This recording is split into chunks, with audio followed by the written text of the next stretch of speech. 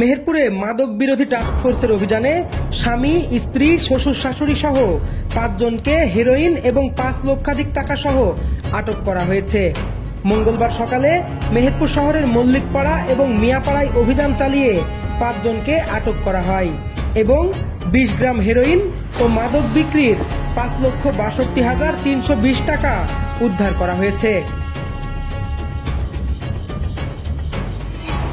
আটককৃতরা হলেন মেহেরপুর শহরের মিয়াপাড়া এলাকার মৃত শাহাদত হোসেন সাজুর ছেলে চঞ্চল হোসেন, তার স্ত্রী সাগরিকা খাতুন, তার শ্বশুর এবং মেহেরপুর শহরের মল্লিকপাড়া এলাকার কিয়ামউদ্দিনের ছেলে মহিরুদ্দিন এবং মহিরুদ্দিনের স্ত্রী চায়না খাতুন, একই এলাকার আবুল কাশেমের ছেলে নুরুল ইসলাম।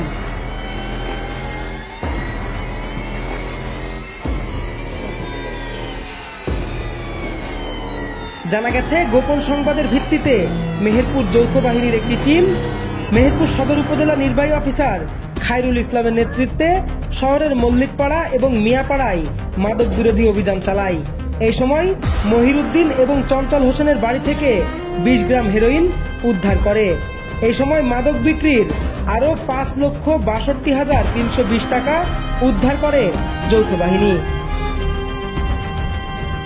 এছাড়াও ৪ জন মাদক ব্যবসায়ী এবং ১ জন মাদক সেবনকারীকে আটক করেন তারা।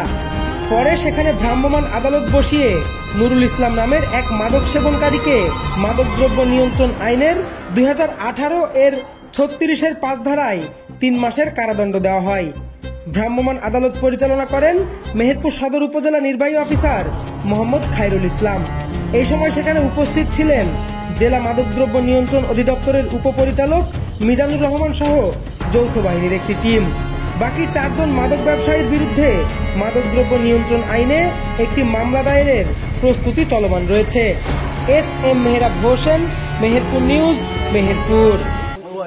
তার একটা ফোন আছে, ফোনটা নাও। আর কিছু একটু গয়নাকাটি আছে, খুলে দেখো ঠিক আছে কিনা। খুলে দেখেন ঠিক আছে কিনা।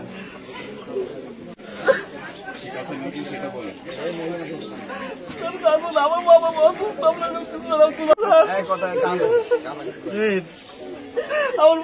আমাকে দিয়ে আমার বাবা আমাকে